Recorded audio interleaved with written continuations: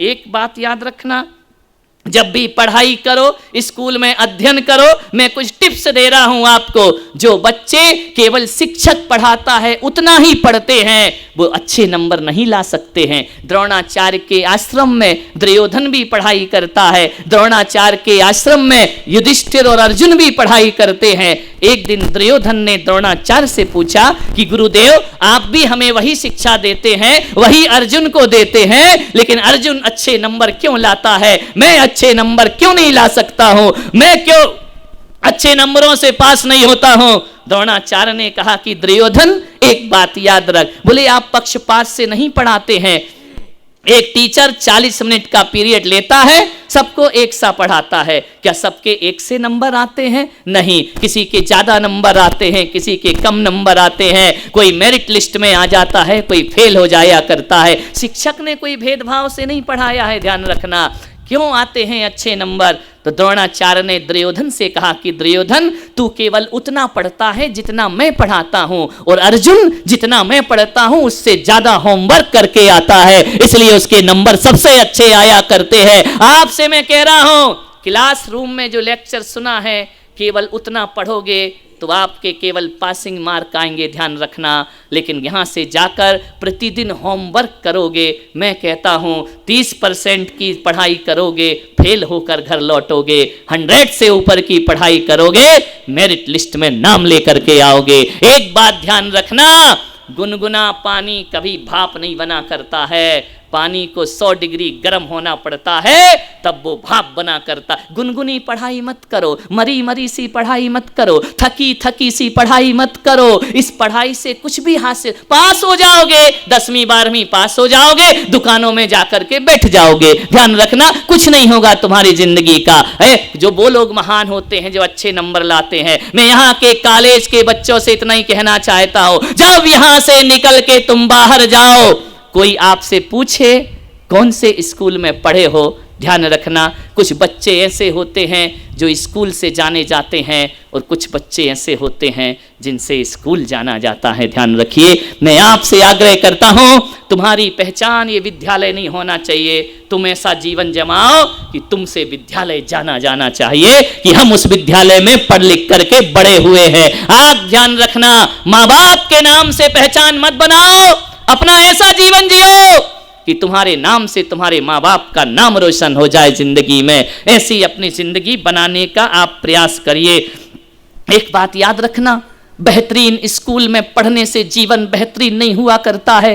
लोगों की ये सोच बन गई है, जहां अच्छा भवन हो वो अच्छा विद्यालय है, जहां अच्छा फर्नीचर हो वो अच्छा विद्यालय है, जहां बहुत सारी सुविधाएं हो वो अच्छा विद्यालय है। मैं पुलक सागर कहता हूं, अच्छे भवन और अच्छे फर्नीचर से विद्यालय अच्छा नहीं होता, जहां पढ़ाई अच्छी होती है वो विद्यालय बहुत अच्छा हुआ करता है, वो स्कूल बहुत अच्छा हुआ करता है। अरे जिन्हें पढ़ना है वो लाइट के नीचे, खंबे के नीचे भी बैठ के पढ़ाई कर सकते हैं, और जिनको नहीं पढ़ना है ना, कितने भी इंटरनेशनल स्कूल में चले जाओ, पैसा बर्बाद होता है और जिंदगी में कुछ हासिल नहीं। अच्छा स्कूल कौन सा है? जहां पढ़ाई अच्छी होती है।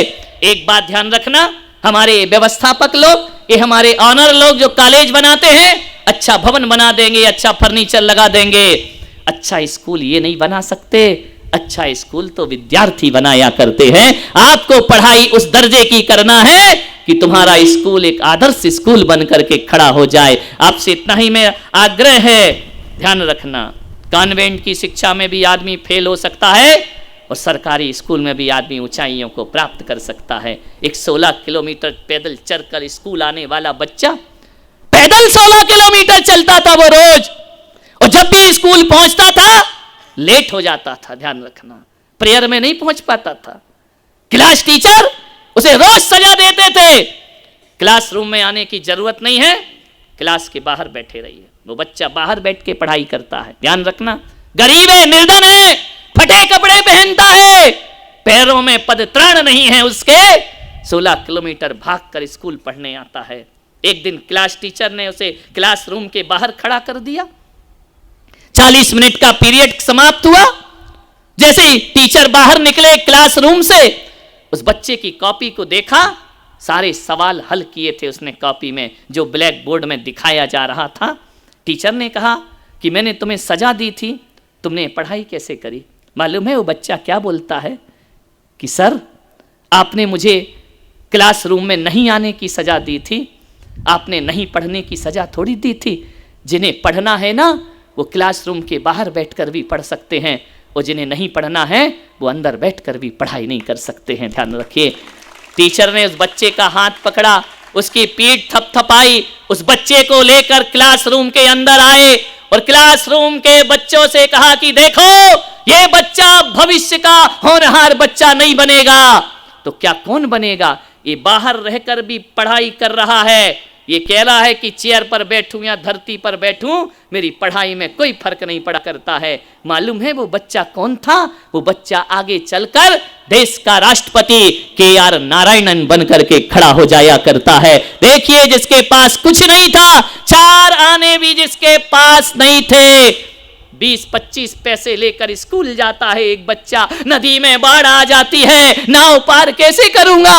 नाव वाले को पैसा दूंगा तो खाऊंगा क्या? गरीब निर्धन बच्चा मालूम है भरी एक अपने दोस्त को पुस्तक देता है, बैग नाव से वहां पहुंचा देना, खुद उफनती नदी में कूद जाता है, तैर करके पार होता है। एक निर्धन बच्चा जिसके पास 4 आने केवल खाने के लिए हैं, वह खाने के लिए बचाता है, नदी में कूद कर उस पार पहुंचता है। मालूम है वो बच्चा कौन है? देश का पहला देश का प्रधानमंत्री लाल बहादुर शास्त्री बनकर के खड़ा हो जाया करता है। साधनों से शिक्षा नहीं मिलती है, ध्यान रखना, सुविधाओं से शिक्षा नहीं मिलती है, शिक्षा तो मेहनत से मिला करती है। एक बात याद रखिए, अपनी जिंदगी को समझना है, जिंदगी को सार्थक करना है, पढ़ाई में तुम्हारा मन होना चाहिए। ध्यान रखना। क्या था अब्दुल कलाम के पास? क्या था?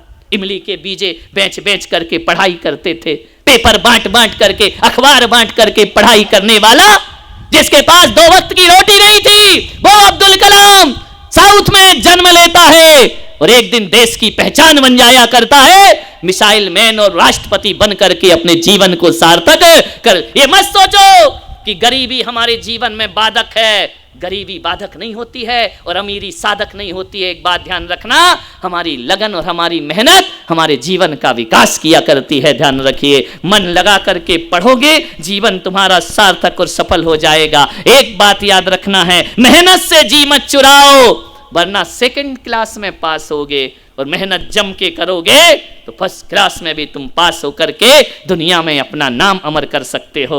जिंदगी छोटी सी है, पढ़ाई में कभी आलस्य मत करना, पढ़ाई में कभी मन को हारना नहीं। ध्यान रखना, ऐसी अपनी जिंदगी बनाना, ऐसा अपना जीवन बनाना, ज्यादा सुविधाओं में मत जियो। एक बच्चे को मैं जानता हूं, एक आदर्श बच्चा, मेरा भक्त है, उसका जन्मदिन आया, जैसे ही जन्मदिन आया उसने केक काटा, उसके पिता ने उसको 1 लाख रुपए का आईफोन दिया उसके गिफ्ट में जन्मदिन पर। बच्चे ने कहा कि पापा क्या आप सचमुच मुझे बहुत प्यार करते हैं? बोले बेटा तू मेरी इकलौती संतान है, मैं तुझे बहुत प्यार करता हूं, देखना तेरे लिए कितना महंगा उपहार लेकर आया हूं। 10th क्लास का बच्चा, आईफोन पिता दे रहा है 1 लाख रुपए का। बच्चे ने कहा पापा आप सचमुच मुझे प्यार करते हैं? बोले मैं बहुत प्यार करता हूं। तो बोले पापा मेरा एक कहना मानो, मुझे जो तो आपने गिफ्ट दिया है ना? बोले हाँ। तो बोले ये गिफ्ट एक काम करो, इसको वापस कर दीजिए। अरे बेटा तुझे फोन नहीं चाहिए? मुझे मोबाइल तो चाहिए पापा, मोबाइल बिना मैं पढ़ाई भी नहीं कर सकता हूं। लेकिन आपसे एक निवेदन कर रहा हूं, आज मेरा हकीकत में जन्मदिन मनाना है, आज मेरे को हकीकत में अच्छी गिफ्ट देना है। पापा 1 लाख के फोन से भी बात कर सकता हूं और 20,000 के फोन से भी मैं बात कर सकता हूं। बात ही तो करना है ना, आप मेरे को फोन का यूज ही तो करना है। बेटा क्या चाहता है? बोले पापा ये फोन वापस कर दो, मुझे 20,000 का फोन ला कर दो, और जो 80,000 रुपए है ना वो मेरे बच्चों के, मेरे स्कूल के गरीब दोस्तों को दे दो, वो अपनी फीस नहीं दे पाते हैं, अपनी पढ़ाई नहीं कर पाते हैं। कोई बात नहीं पापा, मैं 20,000 के मोबाइल में जिंदगी जी लूंगा, लेकिन 80,000 मेरे दोस्त को दे दिए, तो ध्यान रखना उसका पूरा जीवन बन जाया करता है। मैं आपसे कह रहा हूं केवल अक्षरों का ज्ञान प्राप्त मत करो,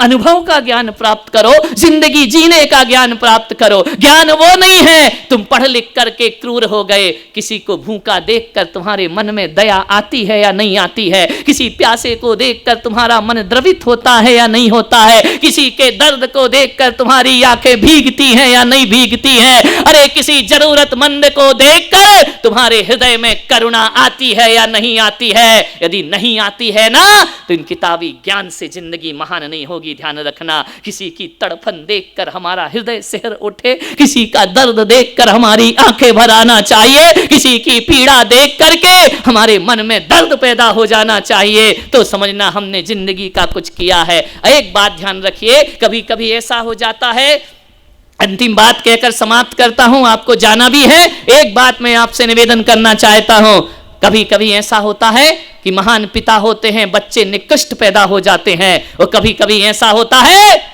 कि निकृष्ट माँ बाप निकृष्ट होते हैं, बच्चे महान पैदा हो जाया करते हैं। आपको यह सोचना है माँ बाप का जीवन कैसा रहा वो मत देखिए, आपका जीवन कैसा है ये देखने का प्रयास करिए। एक पिता अपने बच्चे को बहुत प्यार करता था, प्राणों से प्यारा भी उसे मानता था। इस बच्चे का भी जन्मदिन आया, बच्चे ने कहा कि पापा मेरा जन्मदिन है, आप मुझे क्या उपहार देना चाहते हैं? पिता ने कहा बेटा बोल तुझे क्या चाहिए, जो चाहिए वो मैं तुझे दे दूंगा, मैं तुझे कार दे दूंगा, मैं तुझे मोबाइल दे दूंगा। बच्चे ने कहा पिताजी एक बात बताओ, क्या तुम मुझसे सच में प्यार करते हो? पिता ने कहा बेटा बहुत प्यार करता हूं, इकलौती संतान है, तेरे से अच्छा बेटा मेरा कौन सा होगा। ये जो दौलत कमाई है वो तेरे लिए कमाई है, ये जो मेहनत कर रहा हूं तेरे भविष्य के लिए कर रहा हूं।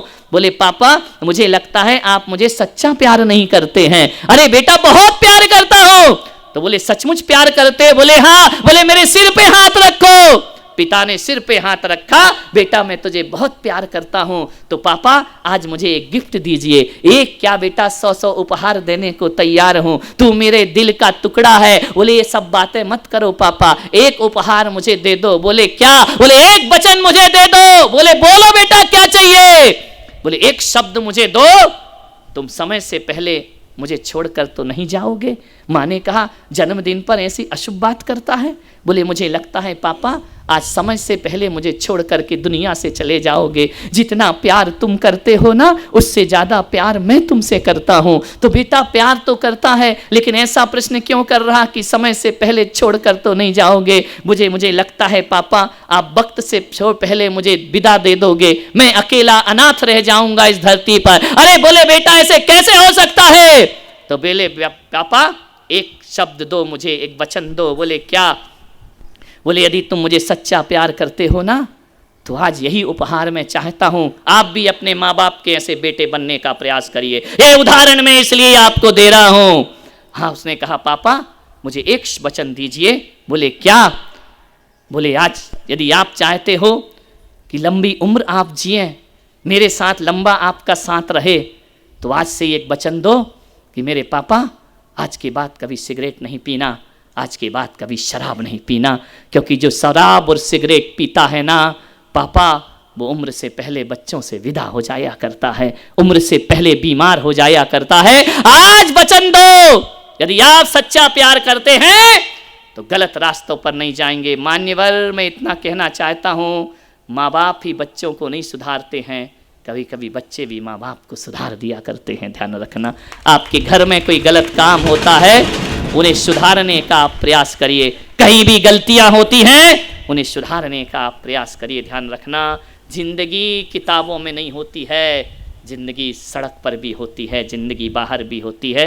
मैं यहाँ पर आया, बोलना बहुत कुछ है लेकिन समय मेरे पास नहीं है। मैं सभी बच्चों को आशीर्वाद देता हूँ, तुम भारत की पहचान बनो, तुमसे भारत जाना जाए, तुम भारत से ना जाने जाओ। तुम माँ बाप की पहचान बनो, तुम अपने जीवन में अच्छी संगति करो, अच्छे विचार रखो। बस एक ही निवेदन है, 8-10 साल की मेहनत कर लो, पूरी 100 साल की जिंदगी तुम्हारी खुशहाल हो जाएगी, आबाद हो जाएगी। और जो तुम्हारे शिक्षक गण हैं उनका सम्मान करो, उनका बहुमान करो। जितना गुरुओं का मान करोगे, सम्मान करोगे, उतने जीवन में ऊंचाइयों को प्राप्त होगे। आप सबने सुना ये हजारों का हुजूम, हजारों बच्चे पीछे तक बैठे हुए हैं। मैं आपसे एक वचन शब्द लेना चाहता हूँ। बच्चे देंगे, हाथ उठा करके देंगे। दोनों हाथ उठाइए मेरे बाल, दुनिया आपको चैनल पर देखेगी। एक शब्द दीजिए, बोलिए हे गुरुदेव। सब एक स्वर में बोलो, ऊंचे स्वर में, हे गुरुदेव। हम संकल्प करते हैं, हम एक विश्वास दिलाते हैं, हम अपने जीवन में कितनी भी बुरी परिस्थितियां आ जाएं, कितनी भी असफलताएं आ जाएं, हम आत्महत्या नहीं करेंगे, हम सुसाइड नहीं करेंगे। हे गुरुदेव, हम वचन देते हैं, गरीबी का जीवन जी लेंगे, अभाव का जीवन जी लेंगे, हम आतंकवादी नहीं बनेंगे, हम देशद्रोही नहीं बनेंगे, हम राष्ट्रद्रोही नहीं बनेंगे। बस ये दो संकल्प याद रखिए, कभी आत्महत्या नहीं करना और कभी भी गलत आतंकवाद में शामिल नहीं होना। आप सबने मुझे विश्वास दिलाया, बहुत बहुत आशीर्वाद प्रदान करता हूं। सभी ने बड़े ध्यान से मुझे सुना, अनुग्रहित हूँ। हालांकि मेरी बॉम्बे की यात्रा है, मुझे लंबा जाना है और पदविहारी हूँ मैं, हमेशा बिना वस्त्र के रहा करता हूँ। आपको अजूबा लग रहा होगा, आश्चर्य लग रहा होगा, लेकिन एक बात ध्यान रखना, कितनी भी ठंडी हो, गर्मी हो, बरसात हो, हम प्रकृति के अनुसार जीवन जीते हैं। अपने तन को ठंडी में भी वस्त्रों से ढाका नहीं करते हैं। यह कठोर तपस्या हम किया करते हैं। 24 घंटे में एक बार प्रातः काल 10 बजे अन्न लेते हैं, उसी समय पानी लेते हैं। 24 घंटे पानी की एक बूंद भी अपने मुंह में नहीं डाला करते हैं। कभी कभी भोजन भी छूट जाता है तो मत बचना। 48 घंटे तक हम पानी नहीं पिया करते हैं। आप हमारे सिर पर ये बाल देख रहे हैं, दाढ़ी, मूंछ और सिर के, हम इन्हें कैंची से नहीं काटा करते हैं। 4 माह हो जाते हैं, अपने हाथों से उखाड़ करके फेंक दिया करते हैं। ये दिगंबर संत की साधना हुआ करती है। हम थाली में भोजन नहीं लेते, हम गिलास में पानी नहीं लेते हैं। हमारे हाथ में जो हमारे भक्त रख देते हैं, हाथ ही थाली है और हाथ ही प्याली है, वह दिगंबर संत होते हैं। निर्वासना में जिंदगी जिया करते हैं। एक संत ने, एक पत्रकार ने हमसे पूछा कि आप नग्न रहते हैं, बेटियां बहुएं आपके सामने जाती हैं, आपके मन में कैसा लगता है? मैंने कहा ऐसा लगता है जैसे 2 साल का बच्चा मां की गोद में निर्विकार बैठा रहता है। ऐसी साधना दिगंबर संतों की हुआ करती है। हम कठोर तपस्या करने वाले संत हैं, पदविहारी संत हैं। सारे जगत में अपने ज्ञान से लोगों का जीवन बदलने का प्रयास करते हैं। मैं आप सबसे इतना ही कहूंगा कि एक जीवन को समझो, एक सत्य को समझो। जहां कड़कड़ाती ठंड में, गर्मियों में तुम बाहर नहीं निकल पाते हो, वहां दिगंबर संत पैदल पैदल चला करता है। वह उनकी कठोर तपश्चर्या है। मैं आपसे इतना ही निवेदन करता हूं, ईश्वर से प्रार्थना करूंगा यहाँ का एक एक बच्चा हजार हजार महापुरुषों से बड़ा बने। यही आशीर्वाद मैं आपको प्रदान करता हूं। राजा राम जी को बहुत बहुत आशीर्वाद देता हूं। उन्होंने मुझे इतने सारे बच्चों से मिलने का अवसर प्रदान किया है। मैं आज बहुत अभिभूत हूँ इस पावन सरस्वती के मंदिर में आकर के, और दिनों दिन ये विद्यालय तरक्की करे। आज 5-6 हजार लोग हैं, कल यहाँ 20-20 हजार लोग अध्ययन करें। ऐसा आशीर्वाद मैं आपको प्रदान करता हूँ। महावीर भगवान की जय।